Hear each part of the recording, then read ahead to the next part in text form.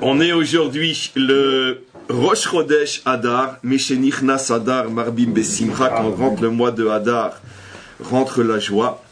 Et merci au Maître du Monde de nous permettre de commencer ce mois, un mois extraordinaire, le mois de Purim. Et on est donc le Rosh Chodesh Adar et on est le 19 février. Le cours sera aujourd'hui pour la Refoua Shelema de Rivka Bat Yael, de Esther Bat Ilana, ainsi que pour l'élévation de l'âme de Simcha Bat Yakut, Dana Bat Simcha et Daniel Kadosh Ben Sulika.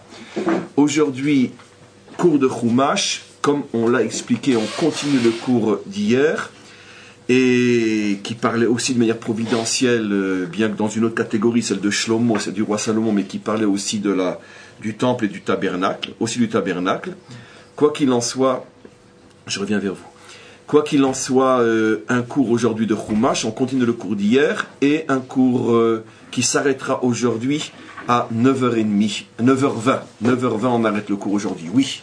S'il vous plaît, Orit Chaya Bat Rachel. Et ainsi que pour l'élévation de l'âme de pour la Refoua Shelema de Orit Chaya Bat Rachel. Alors, comme on a très très peu de temps, on fonce. Donc, on avait parlé pas mal hier grâce au Malbim du Mishkan, et je vais revenir maintenant sur le Mishkan puisque c'est la parcha de la semaine et on va réfléchir ensemble sur un point extrêmement important. Finalement, pourquoi était-il nécessaire d'avoir un Mishkan dans le désert? Pour bien comprendre la question, je vais vous l'expliquer d'une manière tellement évidente que vous allez effectivement vous poser cette question aussi fort que moi. Qu'est-ce qu'un Mishkan y a à faire dans le désert? Et j'explique. Il n'était pas du tout prévu qu'on reste dans le désert. Il n'était pas du tout prévu qu'on reste dans le désert. En principe, s'il n'y avait pas eu la faute du veau d'or, surtout s'il n'y avait pas eu la faute des explorateurs, on serait rentré en Israël quelques mois après la sortie d'Égypte. Faisons le calcul. 50 jours précisément entre la sortie d'Égypte et le don de la Torah. Et puis ça y est, après on devait se préparer à rentrer. Seulement, comme on le sait, 40 jours, en vérité pour être plus précis, 50 jours pour avoir le don de la Torah, 40 jours pour que Moshe redescende avec les tables, ça fait 90 jours, donc 3 mois entiers. Et puis après, ça y est, les préparatifs pour rentrer en Israël. Donc il n'y a pas le temps de construire un Mishkan. Mais qu'est-ce qui s'est passé? Il s'est passé que le jour où Moshe redescend avec les tables, la faute du veau d'or va retarder, comprenez bien historiquement parce que c'est très très important. Donc la faute du veau d'or va retarder l'entrée en Israël techniquement parce que maintenant il faut réparer la faute du veau d'or ponctuellement pour la génération qui a fauté, ce qui oblige Moshe à remonter 80 jours, 2 fois 40 jours sur le mont Sinaï pour implorer le pardon, et finalement le pardon est donné à Yom Kippour, donc le 10 Tishré, le premier Kippour de notre histoire qui va rester Kippour pour toutes les générations, parce que c'est la première fois que Israël est pardonné d'une grave faute, ça va rester le jour du pardon. Donc on a rajouté combien? 80 jours. Mais pendant ces 80 jours, bien évidemment, il n'y a toujours pas le temps de faire un Mishkan parce que tout Israël est préoccupé à réparer la faute du veau d'or. Et en principe, donc bon, alors on a dit 3 mois plus 80 jours, ça fait combien? 6 mois, globalement. Au bout de 6 mois, on devait rentrer en Israël. Et on rentre toujours pas. On va attendre, et je vais vous expliquer ce qui se passe dans cette période vide, on va attendre encore plus ou moins jusqu'au mois de Sivan. Et au mois de Sivan de l'année d'après, donc on passe encore, on est après Kippour, donc on est Tishré, Macheshvan, Kislev, Tevet, Shvat, Adar, Iyar, Nissan, Iyar, Sivan, donc encore pratiquement un an. Qu'est-ce qui se passe pendant cette période-là? On va voir tout de suite. Après, fin Sivan, si je ne me trompe pas, le 29 Sivan, les explorateurs sont envoyés. Ils reviennent 40 jours après, le 9 Av, et à ce moment-là, la faute des explorateurs, on en prend pour 40 ans. Mais ma question est, quand reçoit-on l'ordre de construire le Mishkan? Or, c'est clair que le Mishkan n'a pas été ordonné après qu'il a été décidé qu'Israël reste dans le désert pendant 40 ans. Ça, c'est sûr que non, d'après aucun commentaire. D'ailleurs, c'est clair des versets. Donc, le Mishkan est ordonné avant que l'on sache que l'on va rester pendant 40 ans dans le désert. Donc, je reviens maintenant à ma question. Vous avez compris pourquoi techniquement la question est une bombe atomique. Qu'est-ce qu'on a besoin avant de savoir qu'on va rester 40 ans dans le désert? Qu'est-ce qu'on a besoin d'un Mishkan? Alors, je réponds toujours pas à cette question. D'abord, je vais vous expliquer qu'il y a une grande marloquette qui va compliquer la question entre deux écoles, celle de Rashi et celle du Ramban, Nachmanide, mais ces deux écoles sont reprises déjà avant et après, mais c'est les deux plus célèbres de cette discussion, Rashi et Nachmanide, Ramban, sur justement quand a été donné l'ordre de faire le Mishkan. Comme je viens de le dire, d'après tout le monde, le Mishkan n'a rien à voir avec le fait qu'on va rester 40 ans dans le désert, d'où la complication, pourquoi on a besoin d'un Mishkan. Et une fois qu'on sait que ça n'a rien à voir avec notre présence pendant 40 ans, discussion Rashi et Ramban. Rashi dit, le Mishkan a été ordonné à cause de la faute du veau d'or, c'est pour réparer la faute du veau d'or. C'est-à-dire que d'après Rashi, s'il n'y avait pas eu la faute du veau d'or, effectivement, c'est la thèse la plus logique, il n'y aurait pas eu de Mishkan. Pourquoi? Qu'est-ce qu'on a besoin d'un Mishkan dans le désert alors qu'on est censé rentrer dans quelques mois? C'est pas nécessaire. Donc, à partir du moment où il y a eu la faute du veau d'or, et que il faut réparer la faute du veau d'or, une des étapes de la réparation, c'est le Mishkan. Mais quand le Mishkan a-t-il été ordonné d'après Rashi? Le jour de la réparation, Yom Kippour. C'est Yom Kippour, le jour où Hachem pardonne la faute du veau d'or, qu'il dit à Moshe, maintenant, pour terminer la réparation, vous vous êtes occupé, parce qu'il faut que la réparation descende aussi dans les actions. Je ne vais pas expliquer plus pour l'instant que ce que j'explique. Vous vous êtes occupé à construire un veau d'or, vous vous occuperez maintenant à construire un Mishkan. Vous avez construit un lieu pour l'idolâtrie, vous allez construire un lieu pour le maître du monde. D'où la raison pour laquelle, d'après Rashi, on prend encore après 1 an avant d'envoyer les explorateurs, c'est-à-dire avant de décider de rentrer, parce qu'effectivement, pendant ces 9 mois-là, depuis la descente de Moshe le lendemain de Yom Kippour, jusqu'à Rosh Chodesh Nissan, où le tabernacle est inauguré, quel devait être le programme? Depuis le mois de Tishré, depuis le 11 Tishré, jusqu'à Rosh Chodesh Nissan, ça veut dire combien de temps? 5 mois. 7 mois? Non. pourquoi pas? 7 mois. 7 mois, on construit le Mishkan. On l'inaugure Rosh Chodesh Nissan. Et donc, de Rosh Chodesh Nissan jusqu'à fin Sivan, ces 3 mois, on sert Hachem dans le Mishkan. On a réparé la faute du veau d'or. Après fin Sivan, donc après 3 mois de service dans le Mishkan, on envoie les explorateurs et on devait rentrer. Pourquoi on construit un Mishkan dans le désert d'après Rashi? Parce qu'il faut terminer de réparer la faute du veau d'or. Point. Après, il y a les explorateurs et on le garde pendant 40 ans. C'est intéressant. Cet aspect de l'histoire, vous ne l'avez jamais entendu. C'est bon de savoir quand même comment ça fonctionne notre histoire. Très bien. Terouma, c'est avant ça. Comment? Oui, mais En Mukdam ou Meuchar Batorah. Rashi. Qu'est-ce qu'il dit? Et donc, Ramban dit non. Ramban dit ça n'a strictement rien à voir le Mishkan avec le veau d'or. Il apporte des preuves, bien sûr, des versets, mais c'est pas notre niveau et on n'a pas le temps pour. Comment chacun fonde son école. Ramban dit mais non, la construction du Mishkan n'a rien à voir avec la faute du veau d'or. De toute façon, il était prévu un Mishkan dans le désert et simplement, dit le Ramban, c'est le contraire qui est vrai. C'est la faute du veau d'or qui a tout retardé. S'il n'y avait pas eu la faute du veau d'or, dès le lendemain de la descente de Moshe avec les tables, donc il est descendu le 17 Tammuz, le 18 Tammuz, il devait donc annoncer à Israël qu'on fait le Mishkan. Seulement, comme quand il est descendu le 17 Tammuz, il y a eu les brisures des tables, la faute du veau d'or, tout ce que j'ai déjà expliqué. Mais donc, pour le Ramban, le Mishkan n'a rien à voir avec la faute. Il devait commencer à être construit le 18. le 18 Tammuz, le lendemain de la descente, il redescend avec la Torah, on construit le Mishkan. Rabban, de toutes les façons, il devrait avoir le Mishkan. C'est ce qu'il dit. Ça n'a rien à voir avec la faute, c'est au contraire la faute qui a retardé. Donc en tous les cas, d'après tout le monde, et Rashi et Ramban, le Mishkan est construit bien avant que l'on sache que l'on va rester 40 ans dans le désert, ce qui veut dire que le Mishkan est construit dans un esprit de très très provisoire.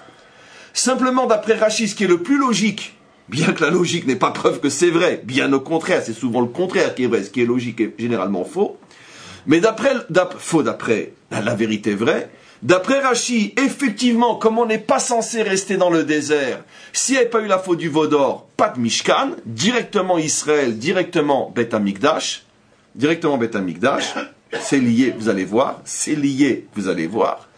Et d'après Ramban, même si on ne devait rester que quelques mois dans le désert, de toute façon, pour ces quelques mois, il faut un Mishkan. Et ça n'a rien à voir avec la faute. Point. Y a-t-il une question à ce niveau-là? Le Rambam, il dit quoi? Ah non, il dit tu fais exprès. Je viens de le dire. Non, le Rambam, Maïmonide, il dit quoi? Maïmonide, eh ben, je sais pas, il s'occupait de soigner le sultan à ce moment-là. Et donc on lui a pas posé la question. Mais qu'est-ce que c'est un Mishkan portable avec tous les... Comment ils prennent ce Mishkan là? Parce qu'ils passent d'un endroit à l'autre. Oui. Alors comment ils font ça? Eh ben, il était montable et démontable, la Torah l'explique. Il était montable et démontable. Tout était construit de manière à pouvoir le monter. Le monde, c'était des Legos. C'est les Juifs qui ont inventé les Legos. Voilà. C'est marqué dans Comment C'est Ikea. Ikea, ah bon, non. Ça garde pas 40 ans. Tu vas pas nous insulter, on n'est quand même pas des Suédois quand même. Ikea. Non, mais je pense qu'il Et La bonne boiserie du Louis XIV. Comment le portait sur l'épaule. Oui, non mais c'est démontable. Alors, c'est pas le sujet maintenant. C'est pas le sujet, mes amis. C'est pas le sujet. Comment Selon Rashi, il faut supposer que pour lui, dès qu'on entrait en Israël, on construisait le Beth Amikdash, alors qu'on a vu que ça a pris presque 500 ans avant qu'on construise le Beth Amikdash. Maintenant, c'est la deuxième partie de la question avant de commencer à répondre. Il y a un autre problème qui se pose, évidemment. Selon ces deux écoles, d'abord je vais poser la question la même pour les deux, et puis après on va voir les nuances. Que ce soit pour Rashi ou pour Ramban, comme suggère Eric, il y a un problème. Pourquoi on va continuer avec le Mishkan pendant pratiquement 500 ans en Israël? Pourquoi ne construit-on pas directement le Mikdash? Alors, bien qu'on a déjà commencé à répondre à cette question hier, puisque hier on a expliqué que les constructions ne sont pas seulement, on pourrait dire, un besoin extérieur. C'est surtout, essentiellement et pratiquement uniquement que le reflet d'une construction intérieure. Ve'asuli mikdash, ve'shachanti, ve'tochan. C'est-à-dire que la construction de pierre n'est que le reflet de la construction nishmatique. Et donc, tant que le Mikdash ou le Mishkan, peu importe, n'est pas construit intérieurement, il n'y a pas lieu de le construire extérieurement. Nous ne sommes pas le peuple de la frime qui construit pour la vitrine. On est le peuple de l'intériorité. Si on n'a pas le niveau, on ne construit pas. Donc, automatiquement, on a déjà commencé à répondre à cette question. Mais quoi qu'il en soit, la question reste.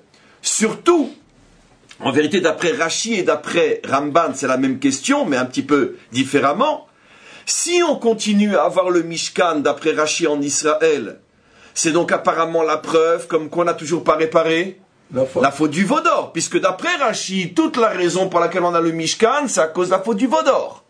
Donc si on continue pendant 500 ans avec le Mishkan, c'est donc la preuve comme quoi la faute du veau d'or n'est pas tout à fait réparée. Je vais nuancer dans quelques secondes, je vous apprends quelque chose que vous n'avez peut-être pas. Et donc ce qui veut dire que quand on commence à construire le temple, la faute du veau d'or est réparée.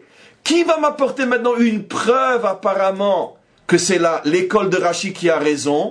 Quelle est la preuve qu'effectivement il semblerait que le Mishkan n'est que pour réparer la faute du veau d'or, et tant qu'on n'a pas terminé de la réparer, on est toujours avec un Mishkan, et que le temple prouve qu'on a terminé de réparer la faute du veau d'or? La preuve, on l'a déjà dite, c'est parce que quand on a inauguré le temple,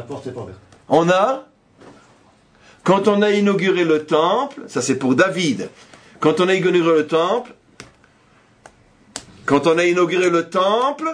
Ah, on a mangé à Kippour. on a mangé à Kippour. La Suisse nous a sauvés.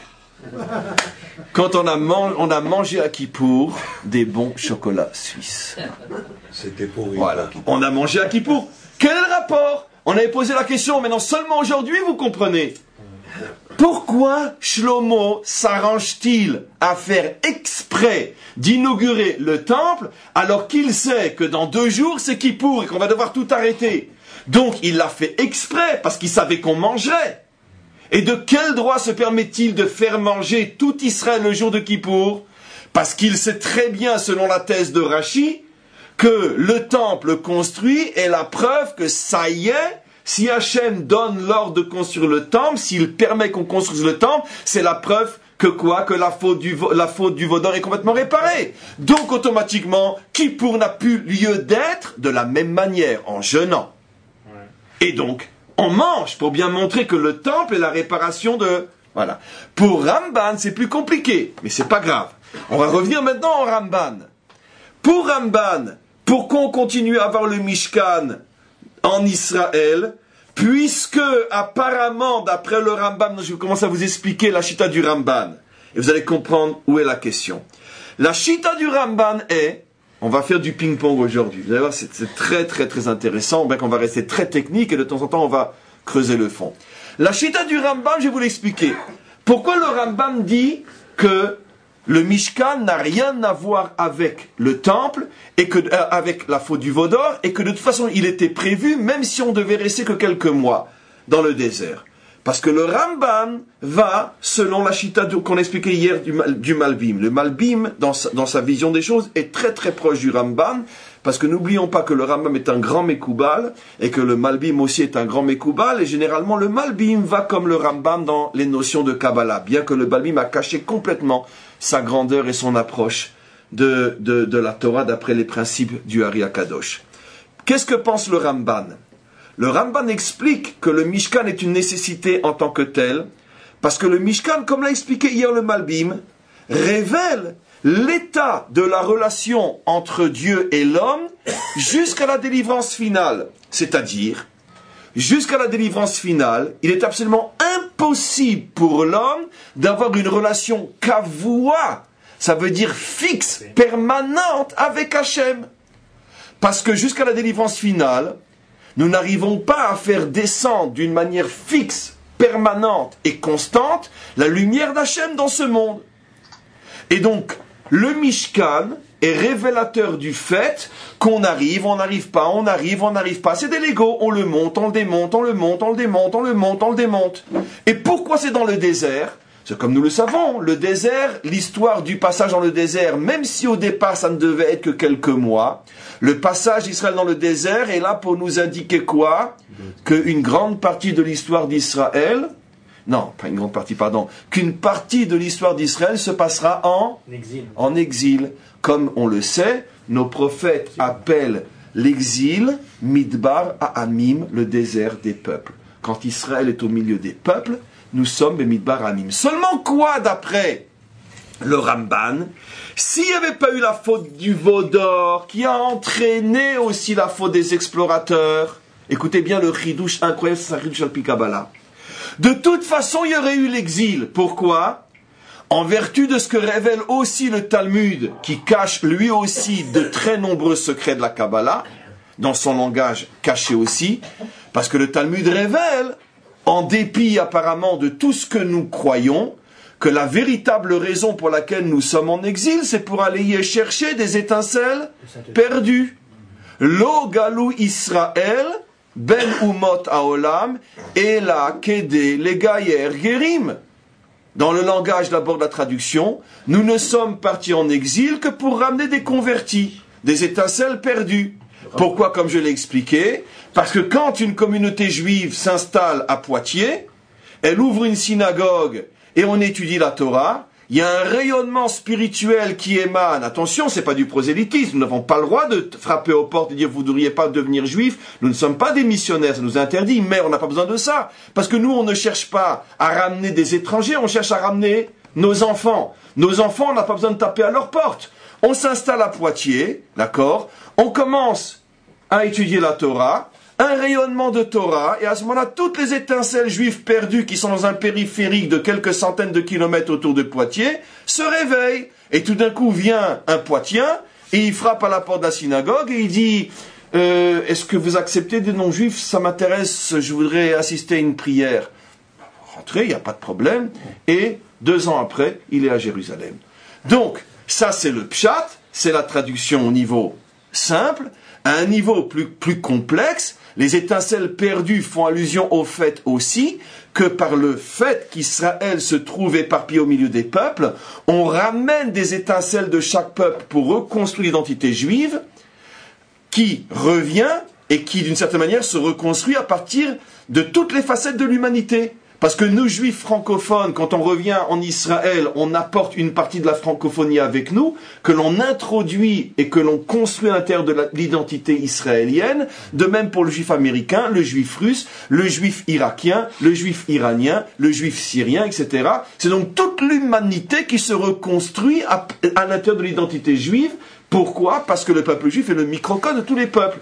Donc, d'après la Kabbalah, de toute façon, on devait partir en exil. Seulement quoi? S'il n'y avait pas eu les fautes, l'exil aurait été très court, le symbole de quelques mois dans le désert qui, à l'échelle de l'histoire, aurait peut-être été quelques décennies ou quelques siècles, à l'échelle de l'histoire, et aussi un exil dans la douceur et pas dans la douleur. C'est-à-dire que quoi? Il y aurait eu des juifs, maintenant techniquement, historiquement, comment ça se serait passé? Israël est une nation, Israël fait du commerce. Il y aurait eu des juifs Zevouloun qui, avec leur bateau, auraient traversé la mer. Techniquement, c'est très difficile à comprendre. Bon, il y aurait eu besoin pour des raisons économiques que des communautés entières juives restent à Marseille pour établir le contact avec le port de Akko ou de Lod, ou de Haïfa ou de Ashdod. D'autres seraient arrivés en Inde, etc. S'y seraient installés, pas dans le but d'y rester, mais pour le commerce et les affaires. Automatiquement, là-bas, ils auraient ouvert une synagogue, là-bas, ils auraient étudié la Torah, et c'est comme ça qu'auraient été récupérées les étincelles, mais un exil qui n'a rien à voir avec celui qu'on a connu. Un exil dans la douceur, oui. Comment ça se fait ou pourquoi il y a eu des étincelles de Gdoucha qui se sont éparpillées? C'est la faute d'Adam Rishon, l'éclatement de l'âme adamique. Ça, c'est lié au Gilgulim. Alors justement, l'éclatement de l'âme adamique, depuis que l'âme adamique a explosé, des étincelles de l'âme adamique se trouvent, un instant Nathan, éparpillées partout dans le monde. Dans cette âme adamique, il y a 2 niveaux. Les adamiques qui ne sont que adamiques, pas que dans le sens négatif ou péjoratif, qu'à Dieu ne plaise, qui ne sont que adamiques, mais qui sont peut-être idolâtres, et donc ils ont besoin de revenir à l'identité adamique, et donc ça c'est aussi grâce aux juifs, parce que quelque part, s'il y a un juif qui étudie quelque part en Alsace, il va ramener toutes les âmes adamiques non juives, mais il va les sortir de l'idolâtrie, ce qui est déjà un travail énorme en soi, préparatoire de la délivrance, et il y a des âmes adamiques qui sont juives aussi, qui sont adamiques et juives, qui sont réveillées aussi. Mais l'exil se serait fait dans la douceur. Oui.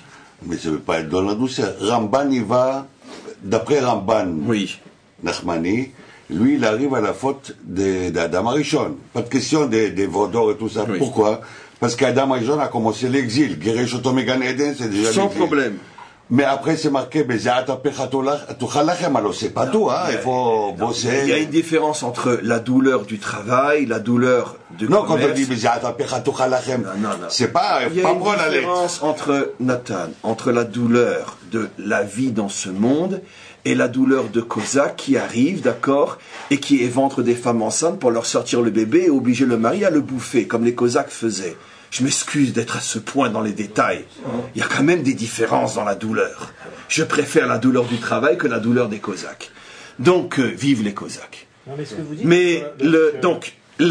ça, c'est ce que serait dû être. D'accord? Oui, c'est ce que les Cosaques faisaient. C'était le cas un peu. Comment? Ça a été un peu le cas, puisque on sait que les diasporas, etc., c'était lié au mouvement économique. Parce qu'il y a les deux. Il y a justement ce que je vais expliquer aujourd'hui aussi. Pour l'instant, l'exil à New York, c'est un exil qui est très proche de l'exil du Ramban. D'accord? et l'exil il y a 60 ans en Ukraine était celui de Rachi, peu importe, mais les deux sont vrais en vertu du principe qu'en vérité les maîtres les maîtres d'Israël en vérité sont toujours d'accord, ils ne font que montrer différents aspects d'une même réalité qui se joue en même temps. Donc ça c'est ce qu'a dit le Ramban. Ah maintenant qu'est-ce qui s'est passé? Donc, on devait, la question était, mais pourquoi on a besoin d'un Mishkan pendant quelques mois? Mais parce que justement, parce que notre présence en Chutz La'aretz, en exil, n'était prévue que pour quelques décennies ou quelques siècles. C'est-à-dire que s'il n'y avait pas eu la faute du veau d'or, sur 3500 ans d'histoire, on n'aurait passé que quelques siècles en Chutz La'aretz, et surtout aussi, seulement une minorité de juifs, les commerçants, les hommes d'affaires, etc. Mais tout Israël serait resté sur sa terre. Et ça c'est ce que pense le Ramban. Et Rashi, écoutez la thèse de Rashi. La thèse de Rashi, elle est ramenée dans la Chassidoute. Rashi pense, comme, non, s'il n'y avait pas eu la faute, on n'avait pas besoin de Mishkan. Pourquoi? Parce que ce serait réalisé dès le départ, ce qui s'est passé à l'époque du roi Salomon. À l'époque du roi Salomon, on n'a pas eu besoin d'envoyer des commerçants ou qui que ce soit en Chutz La'aretz. Pourquoi? Tout le monde venait à Jérusalem. Et donc automatiquement, c'était pas la peine de sortir, puisque tout le monde venait. Ah, on demande à Rashi, qui lui aussi, comme l'a révélé le Ari Akadosh et tous les grands maîtres de la Chassidut, était un immense Mekoubal. Et surtout que Rashi connaît la Gemara.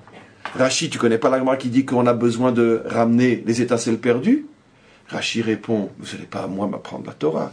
Si il n'y avait pas eu les fautes, l'aimantation yerushalmique aurait été tellement forte que la Torah étudiée à Yerushalayim aurait réveillé l'étincelle perdue qui se trouve au fin fond de la Bretagne. Tout d'un coup, un marin breton en train de pêcher des sardines, oui, c'est parce que ça me fait penser à ce que tu es venu avec des bottes de breton. Et donc, le pêcheur breton, tout d'un coup, en train de pêcher des sardines, se dit, et si j'allais manger du gefilte fish à Jérusalem? Et c'est comme ça qu'on le retrouve vous après, à Jérusalem. Mais c'est un breton, il sera plutôt vous, il ne sera pas sfarad. Donc on le retrouve vous à Jérusalem. C'est un pêcheur de Mogador du Maroc. Si c'est un pêcheur de Mogador, d'accord, et qu'il est en train de pêcher des sardines, il dira, et si j'allais manger de la makroud, non pas de la makroud, de la damchout à Jérusalem. Et c'est comme ça que le pêcheur de Mogador et le pêcheur de Bretagne se retrouvent au même endroit, dans l'assiette de l'un du gefilte fish et dans l'assiette de l'autre de la damchout. On est d'accord? Tout le monde est d'accord? Bon, il faudrait que je parle aussi des Marocains, des Algériens, je peux parler de tout le monde. Très bien.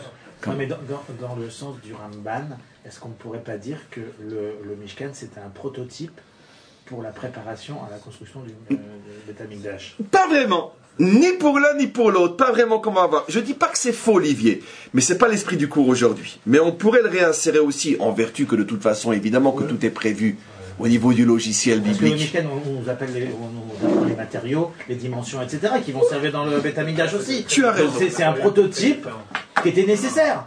Oui. Non, mais c'est deux approches. Oui. Selon le Malbim, il y a de haut en bas et de bas en haut.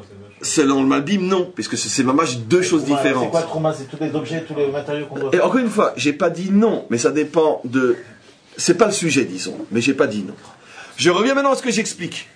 Donc maintenant, je reviens maintenant à la Chita. Vous avez compris comment on passe d'une Chita à une autre? Rashi, comment il comprend la Gemara, les Gaïer Guérim, il faut ramener les étincelles. De Jérusalem, l'aimantation se fait. D'ailleurs, c'est ce qui continue à se faire. Aujourd'hui que la majorité des Juifs sont en Israël ou presque, il est évident que la puissance de l'étude de la Torah qui est faite à Jérusalem ramène des étincelles perdues du monde entier sans qu'on ait plus besoin de se déplacer. Déjà avec Internet. Comment? Avec Internet ou autre. Mais même sans ça, je ne vais pas mettre dans un cas où il n'y a aucun essai visible d'aller vers l'autre. C'est une notion qui est vraie au niveau, parce que les énergies nishmatiques n'ont pas besoin d'Internet pour agir. C'est ça que je veux dire. Quand il y a un support, c'est encore plus visible, comme tu le dis. Mais même si on n'était pas à l'époque d'Internet, de toute façon, l'Internet nishmatique existe. Et il va toucher à chaque endroit où on doit arriver. Donc on a compris maintenant. Qu'est-ce qui s'est passé?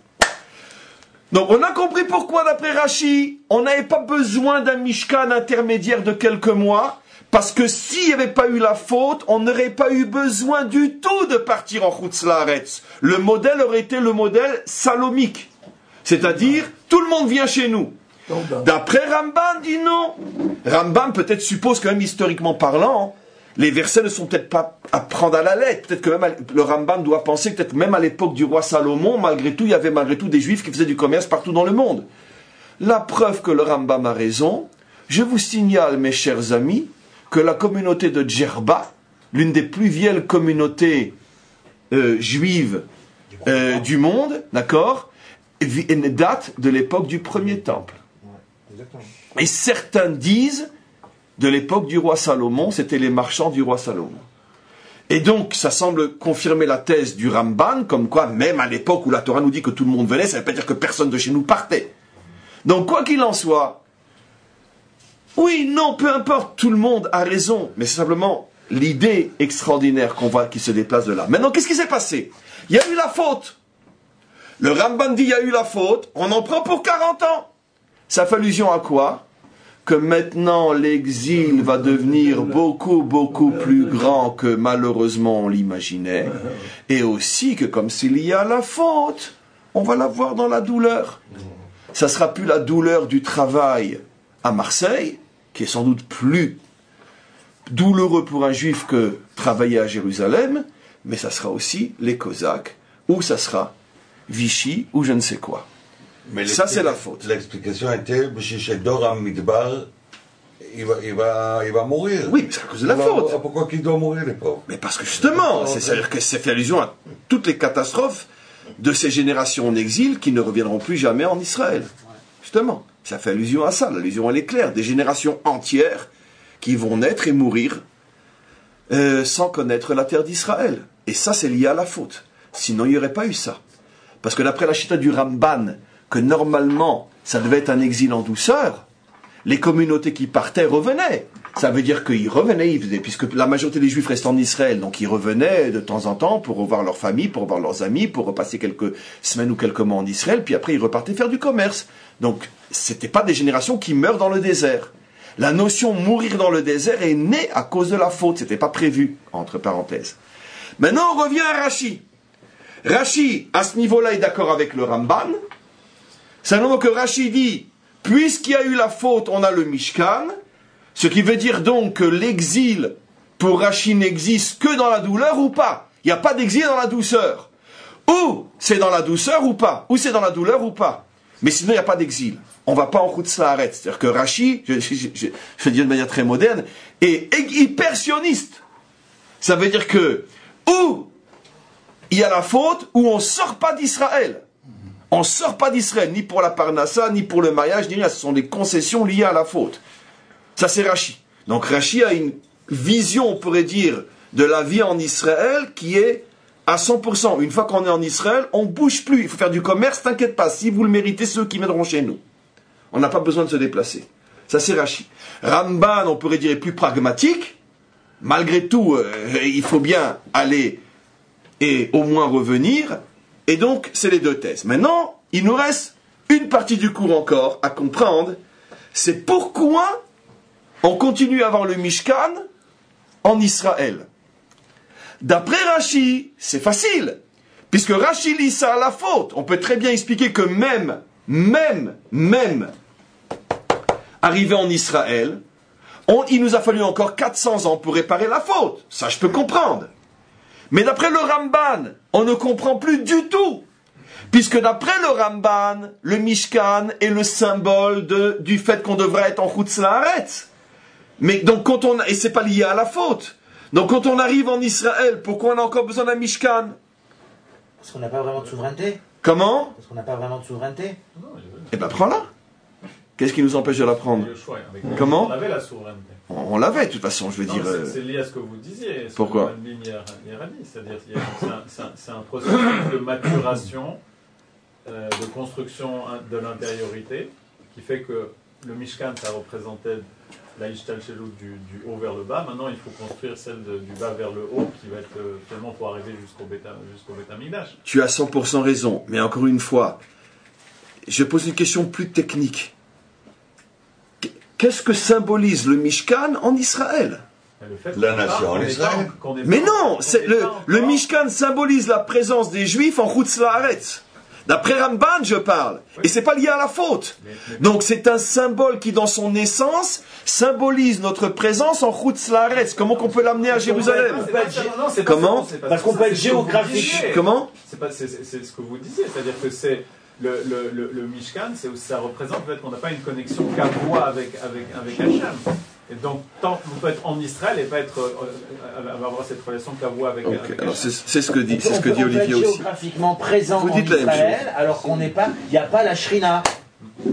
Vous dites la même chose. Ça veut dire que d'après le Malbim, on vient nous apprendre, d'après le Ramban, c'est la thèse du Malbim, les deux, d'après le Sod des choses, c'est qu'effectivement, on peut être en Israël, mais encore vivre comme à l'époque du Mishkan, c'est-à-dire avoir une relation à Dieu qui est du type Mishkan. Vous voulez que je vous donne un exemple? C'est comme le montre arrêté aujourd'hui. Vous voulez que je vous donne un exemple? Arrête d'être méchant, il n'y a que moi qui ai le droit d'être méchant. C'est vrai, c'est la vérité. Et eux-mêmes, ils le disent.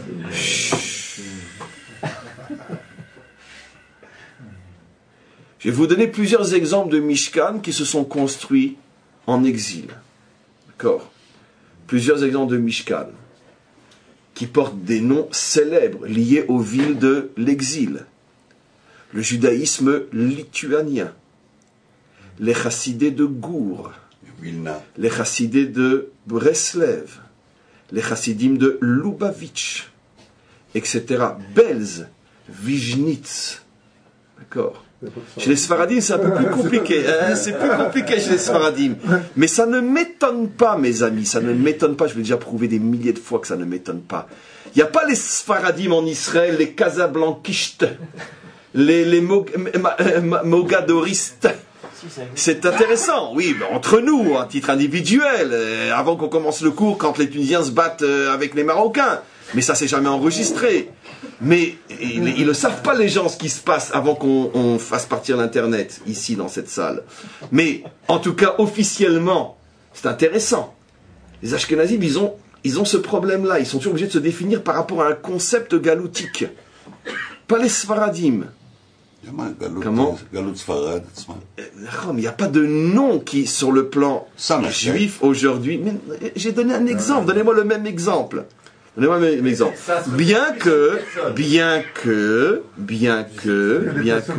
c'est faux. Chez les Ashkenazim, on porte le nom de l'exil en Israël. D'accord? D'accord? La ville. C'est-à-dire le nom de l'exil, le nom de la ville.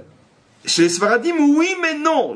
Personne ne le voit et me le dit. Il n'y a pas, dans le judaïsme sfarad, on n'a pas importé en Israël le nom qui va caractériser une tendance sfarad par rapport à un nom qui rappelle l'exil.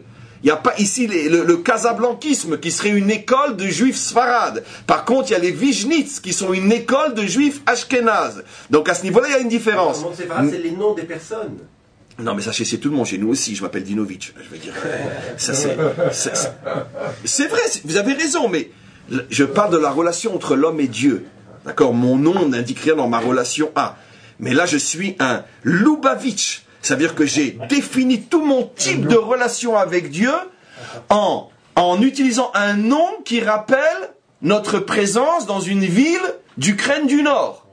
Ou de Russie du Sud, peu importe, c'est la même chose.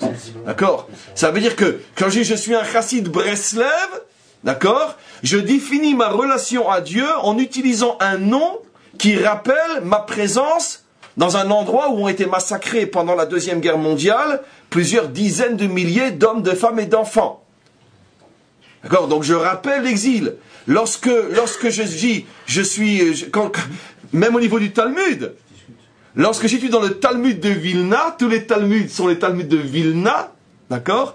Donc je rappelle le nom, j'étudie dans un livre qui rappelle le nom d'un des plus grands massacres de juifs lituaniens de l'histoire contemporaine. Quand les Allemands sont rentrés à Vilna, d'accord, ça a été plusieurs centaines de milliers d'hommes, de femmes et d'enfants qui sont morts sur place. C'est encore avant les chambres à gaz. Les juifs lituaniens sont pratiquement tous morts dans les fosses. Et donc, bon, ça rappelle pas que ça rappelle aussi le Gaon de Vilna. Mais même le Gaon de Vilna, il a vécu à l'époque des Cosaques. Donc je fais exprès de parler comme ça. Par contre, il n'y a pas d'école il n'y a pas d'école mogardienne, il n'y a pas d'école, etc., etc. Voilà.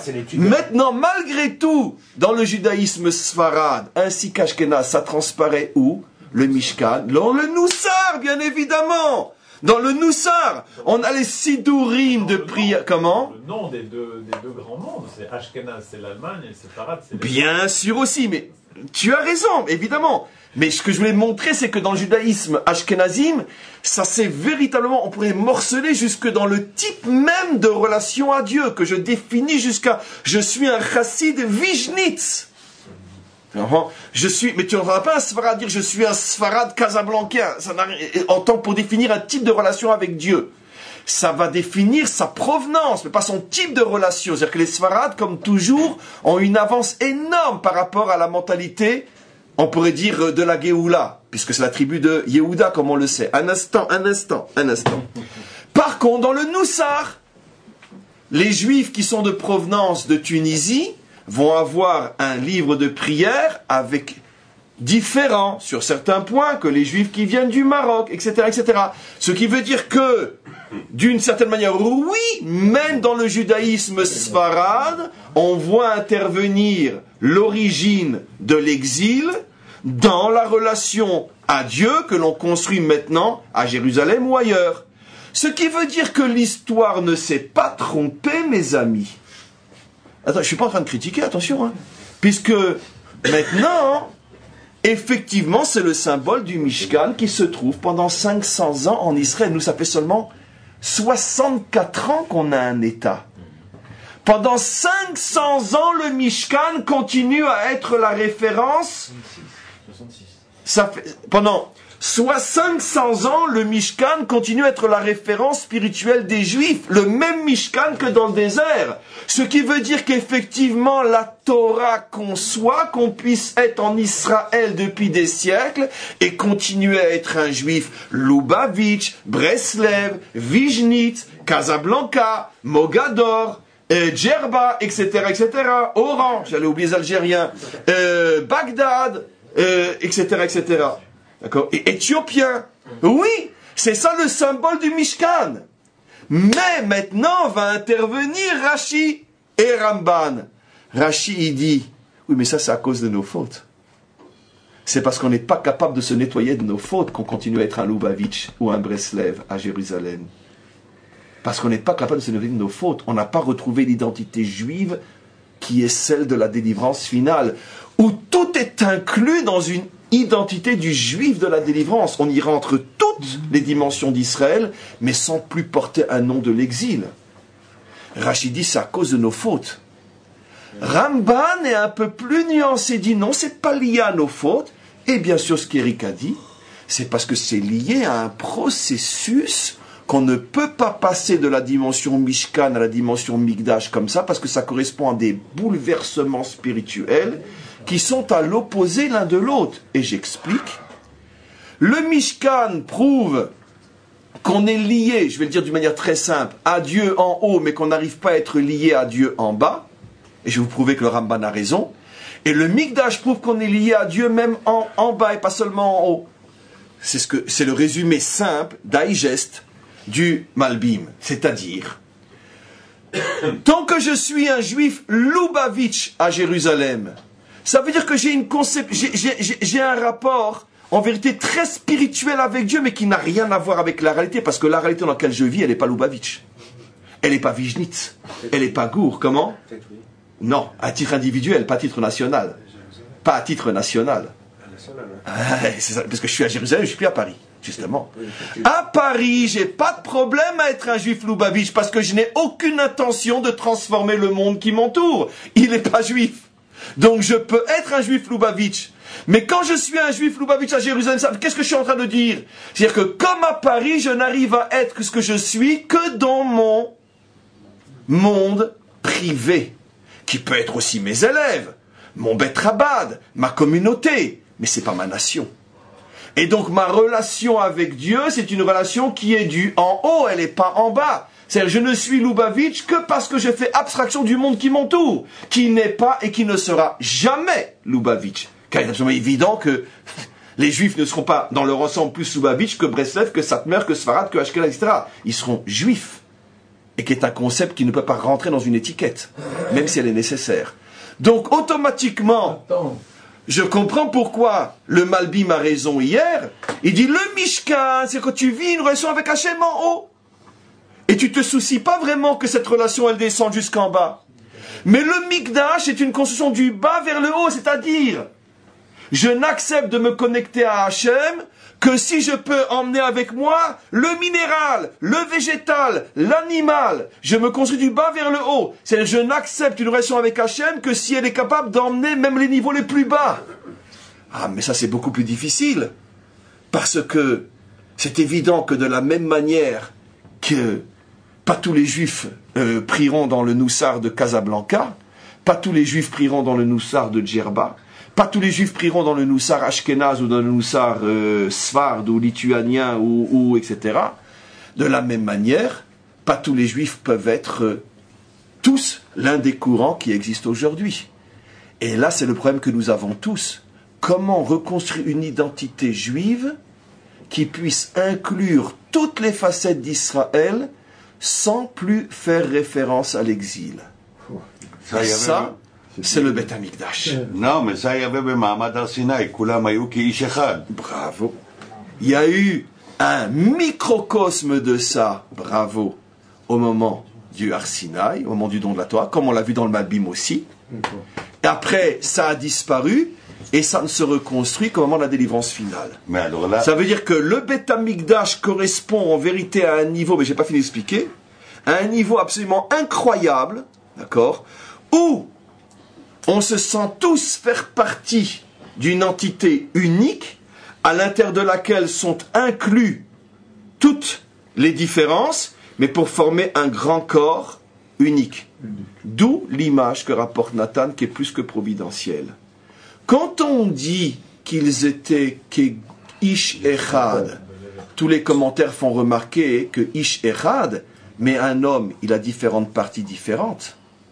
La tête, les bras, même dans une main, il y a 5 doigts, même dans les doigts, il y a 3 parties, et plus encore, même dans le haut du doigt, qui est une des 3 parties du doigt, il y a aussi la peau, la chair, les veines, le sang. Et c'est infini. Et dans le sang, il y a le globule rouge, les globules blancs. Il n'y a jamais de 1 uniforme. Ce n'est que un 1 réunion des différences. Ce qui veut dire que quoi? Que l'identité messianique ne signifie pas que les différences disparaissent. Mais ça veut dire qu'on retrouve une identité qui, pour l'instant, nous échappe entièrement, où tout le monde comprend qu'il n'est qu'une facette d'un grand tout. Alors qu'aujourd'hui, le grand problème, c'est que chaque partie croit qu'elle représente le tout. Et qu'elle oublie qu'elle n'est qu'une partie, chacun se prétend le tout. Et c'est ça le juif de l'exil. Et donc en vérité, on a retrouvé finalement tout le processus à travers cette histoire du Mishkan et du Mikdash. Pour l'instant, nous sommes encore dans la dimension Mishkan, c'est-à-dire que chacun d'entre nous n'a une connexion avec Hachem que en haut, mais pas en bas. Même à un niveau, sans rentrer dans les différences, Sfarad, Ashkenaz, machin, etc., ou à l'intérieur du... Mais même, simplement, notre croyance, elle est du haut vers le bas et pas du bas vers le haut. Pourquoi? Parce que je crois en Dieu, mais est-ce que ça a une implication dans la réalité en tant que nation? La nation, officiellement, ne se réclame pas attachée à Dieu. Officiellement, dans le discours officiel, politique, officiel, etc. Et donc, ce qui veut dire que l'attachement à Dieu de chacun d'entre nous, il est encore du type Mishkan, pas du type Mikdash. Qu'est-ce que sera l'attachement à Dieu du type Mikdash? C'est le jour où chaque session de la Knesset commence par Tfilat Shachrit, et on s'arrête à Mincha. Avant de se quitter le soir, on fait tous ensemble Arvit, et il y a un Beth Midrash qui fonctionne en permanence à la Knesset, pour que dès qu'un Chaver Knesset ait 5 minutes de libre, il va étudier, à faire son daf yomi, etc. C'est pas loin de nous, attention, hein. C'est à portée de l'ongle, ce que je dis. À mon avis, on le verra encore de notre vivant, cette situation-là. Où à la Knesset, il y aura 3 tfilotes, etc. Oui, mais c'est privé, ça fait pas partie du protocole. Moi, parce que ça, évidemment, puisque la moitié des Chaver Knesset ont une kippa sur la tête aujourd'hui. Évidemment. Je parle du protocole. C'est-à-dire que dans le protocole, Tfilat Shachrit, Tfilat Mincha, il y a un Beth Midrash qui protocolairement fait partie de la vie de la Knesset, etc. Mais ça, c'est à portée de bout de l'ongle, on va le voir. Vous ne savez pas que c'est tellement loin de ça, parce que si on voit les gens qui utilisent la date pour les choses, ça dégoûte le truc. Oui. Malheureusement. Le Beth Amikdash, il est construit par le roi qui représente le politique. Ça, mais justement. C'est tout ce symbole-là. Bravo. Alors, c'est pas le Sanhedrin. La non, regarde, c'est un diamant qui descend du ciel. Et regardons-le, mettons-le sur notre doigt. Quelle est la preuve à tout ce qu'on explique? Ce que vient de dire Eric. Qui construit le Beth Amikdash? Non, ce serait attendu à ce que ça soit qui? Le roi. Mieux encore, le Kohen Gadol. Les Kohanim sous l'ordre du Kohen Gadol. Voilà bien sûr la preuve technique absolue qui contient tout le cours d'aujourd'hui. Qui construit le Beth Amikdash? Mais c'est pas le Kohen, c'est pas les Kohanim, c'est pas le Kohen Gadol, c'est même pas le Sanhedrin qui représente la Torah, c'est l'homme qui représente la dimension politique, le roi. Mais qu'est-ce que ça a à voir avec le roi, un Beth Amikdash? Que le roi construise Jérusalem, que le roi construise le palais, plus encore, on l'a vu, on l'a lu, Shlomo n'a commencé à construire son palais qu'après avoir construit le temple, pour bien montrer que la première et la plus importante de toutes les fonctions politiques était précisément de construire le temple. Mais ça, c'est révolutionnaire comme notion. Jamais dans l'histoire, un roi, un politique construit le temple. Jamais. Ou au moins, pas avant son propre palais. Mais la réponse a été donnée. Parce que justement, pour construire le Beth Amikdash, il faut que ça vienne du bas vers le haut. C'est-à-dire, il faut que ce soit la nation qui construise, pas les individus. Et donc, pour que ce soit la nation, il faut que ça vienne du roi, qui représente justement la nation. Et jusqu'à Shlomo, la nation n'était pas prête à construire un temple. Pourquoi? Parce que, dit dans le langage brutal d'aujourd'hui, parce que les Breslev pensaient que le judaïsme c'est Breslev, parce que les Lubavitch pensaient que le judaïsme c'est Lubavitch, parce que les Sfaradim pensaient que le judaïsme c'est Sfarad, les Ashkenazim c'est Ashkenaz, parce qu'à Bnei Brak on pensait que si t'es pas un juif de Bnei Brak, t'es un juif de Soukbet, et pareil pour les autres, et que chacun pensait que mon judaïsme c'est le judaïsme. C'était un judaïsme de Mishkan, c'était pas un judaïsme de Beth Amikdash. Et c'est la raison pour laquelle, aussi, très important, à l'époque du Beth Amikdash, il est interdit sous peine, je le dis en hébreu, de mita bidei shamayim, d'offrir la moindre offrande en dehors du Beth Amikdash. Alors qu'à l'époque du Mishkan, certaines offrandes pouvaient être offertes encore à titre individuel en dehors du Mishkan. Vous avez tous compris pourquoi? Parce que le Mishkan ne peut pas empêcher l'individualisme. Le Mikdash, c'est la réparation de l'individualisme. Maintenant, on comprend deux choses encore. On comprend la chita de Rashi qui dit que le Mishkan est lié à la faute du veau d'or. Parce que qu'est-ce que c'est en vérité l'idolâtrie? C'est le culte de l'individualisme. Pourquoi il y a tellement de dieux? Parce que chacun veut le sien. Comme on le sait, Dieu est un, mais chacun a le sien. D'accord? C'est-à-dire que chacun veut le sien. C'est ça le chorège de l'idolâtrie. Chacun son Dieu. Donc on comprend pourquoi, tant qu'on n'a pas réparé le chacun son Dieu, on est encore dans le Mishkan. Mais quand on arrive au Mikdash, il n'y a qu'un seul Dieu pour un seul peuple. Maintenant, c'est évident que quand on arrivait le Shabbat au Beth Amikdash, il y avait ceux qui étaient habillés tout en blanc, qui vont d'après la Kabbalah, ceux qui arrivaient en noir et blanc, qui venaient de Bnei Brak, et peu importe. C'est évident que les différences existaient, mais dans le ressenti, chacun se sentait comme une partie d'eux. Les uns disaient, toi tu es le bras, moi je suis la jambe, toi tu es le foie, moi je suis le cœur, toi tu es le rein, moi je suis l'œil. Ça veut dire que chacun disait à l'autre, heureusement que tu es là, parce que qu'est-ce que je ferais de mes yeux s'il n'y avait pas aussi les reins, ou s'il n'y avait pas aussi le foie? C'est-à-dire que chacun encourageait l'autre à être comme il est, et en même temps à s'unir. Ça, c'est le Beth Amikdash. Maintenant, je termine avant les questions. Je comprends aussi pourquoi on voit que le judaïsme sfarade a une légère avance sur le judaïsme ashkénaze? Le judaïsme sfarade n'aurait jamais pu supporter d'appeler des écoles du nom de l'exil, des écoles spirituelles, parce que comme on le sait, le judaïsme sfarade a deux avantages que le judaïsme ashkénaze n'a pas. D'abord, dans son essence, c'est la tribu de Yehuda, comme on le sait. Je vous l'ai déjà expliqué des milliers de fois. Donc, par définition, c'est la tribu des rois, donc qui comprend mieux que les autres que ça doit aller du bas vers le haut. Et c'est pour ça que Juif Farad ne pourrait pas concevoir de s'appeler du nom d'une ville de l'exil. Et c'est aussi la raison, et la deuxième raison, mais qui est liée à la première, c'est que le judaïsme sfarade a toujours étudié les secrets de la Torah, ne les a jamais combattus, les a toujours encouragés, l'un va avec l'autre. À titre personnel, j'ajouterai juste mon petit épice, d'accord? Je pense que c'est la raison profonde qui explique le grand mystère que dans la shlichut que le rabbi a commencé, les plus premiers shlichim qu'il envoyait dans le monde, c'était où? Au Maroc, chez les Sfaradim. Alors que l'Europe ashkénaze en avait tellement besoin, peut-être plus encore. En plus, qui l'a envoyé comme shlichim? Des super juifs ashkénazes, qui ne parlaient que le yiddish, qui sortaient à peine de Russie. Parce qu'en vérité, d'après mon interprétation, ça n'engage que moi, mais je sais que j'ai raison. En réalité, le rabbi il a voulu signifier que quoi? Que la délivrance commence par le monde sfarade. Pourquoi? Parce que c'est là-bas que se trouve le tikkun du Beth Amikdash. Et c'est pour ça qu'il l'a envoyé, alors que c'était en dépit de toutes les bonnes raisons. Il n'y avait aucune raison. Surtout que ceux qu'il a envoyés se trouvaient déjà en Europe. Ils avaient qu'à les laisser là-bas. Non. Il a pris des shlichim d'Europe, les a envoyés à Casablanca ou je ne sais où. Pourquoi? Parce que le rabbi n'est pas techniquement en train d'envoyer des shlichim, il est en train de préparer le modèle à délivrance finale qui commence par le tikkun des juifs sfarades. Et il ne s'est pas trompé. Comment? Non, oui. Essayons quand même de comprendre la position du judaïsme. C'est-à-dire que je on n'a rien compris.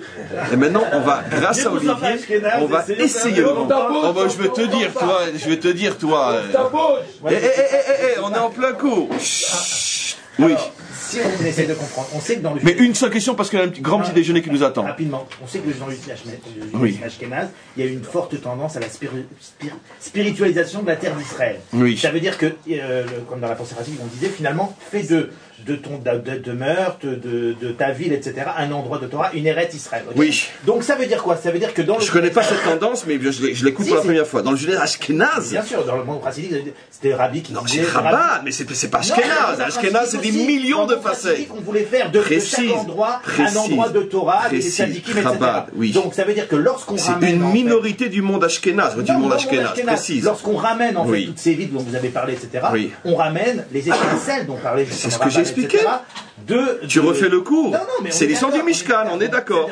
Si on ramène ces villes-là, c'est qu'on ramène aussi bien les côtés négatifs que les côtés positifs. Oui, c'est tout le coup. On ne peut pas dénigrer, je veux dire, en disant... Quelqu'un a dénigré? Non, j'ai dit ça. Pendant 500 ans, il y a eu le Mishkan. Je ne dis pas que vous l'avez dit. Oui, simplement très bien. On ramène en fait les aspects contradictoires de cet exil, à la fois les bons et les mauvais côtés, pour construire quelque chose de nouveau à partir de là. Et pas de dire, voilà, il faut abandonner Breslev ou abandonner Chabad. Non, j'ai dit ça comme ça. Mais on vient d'expliquer, Olivier, si tu poses une question, ne répète pas le cours. On vient d'expliquer effectivement que c'est la raison pour laquelle il y a eu pendant 500 ans le Mishkan, pour nous faire comprendre que c'est un processus obligatoire qu'on ne peut pas court-circuiter, parce qu'effectivement pour arriver au Mikdash c'est une telle mutation que ça ne peut pas se faire rapidement, d'où la raison pour laquelle on a eu le Mishkan pendant 500 ans, mais l'intérêt de ce cours est de montrer que ce n'est malgré tout qu'une situation qui n'est pas idyllique, surtout d'après Rashi qui dit que c'est une situation qui perpétue la faute, bien qu'elle est obligatoire comme processus. Donc bien sûr que personne ne dénigre, puisqu'on est en train de parler de l'histoire de 500 ans de Mishkan. Mais l'intérêt est de comprendre qu'on ne peut pas rester dans cet état d'esprit, que l'état d'esprit doit aller vers le Beth Amikdash, qui signifie une nouvelle conception du judaïsme, ce qu'on appelle finalement Torah Chadasha Meiti Tetse, Or Chadash Al Tzion Ta'ir, un renouveau total au niveau de la relation entre Dieu et le peuple juif, qui ne passe plus par la mise en évidence des différences, mais qui construit un grand tout dans lequel effectivement les différences restent, mais intégrées dans un grand corps où plus personne ne prétend être plus important que l'autre, parce que chacun comprend que je suis une partie d'un grand tout qui me dépasse et qui m'inclut. Ça, c'est la pensée messianique authentique, c'est ce que le Mashiach va révéler dans le monde. Bien sûr qu'il ne va pas abolir tout ce que les différentes tendances ont construit qu'à Dieu ne plaise, mais il va leur apprendre comment s'intégrer dans un grand tout qui fait que finalement la différence n'a pratiquement plus d'importance. Donnons un exemple simple. Au niveau d'un être, l'être, on va pas dire, tiens, c'est la main de Chaim. D'accord? C'est Chaim. On va pas dire, c'est l'œil de Chaim. C'est Chaim. On ne me définit plus par mes différences, on me définit par mon tout. Et c'est ce à quoi on va arriver. On dira plus un jour, ah, c'est un juif Breslev. Mais non, on dira c'est un juif. Et quelle partie du judaïsme il représente? Breslev, mais ça ne se dit même plus, tellement c'est inclus dans le grand tout. On s'arrête pour aujourd'hui.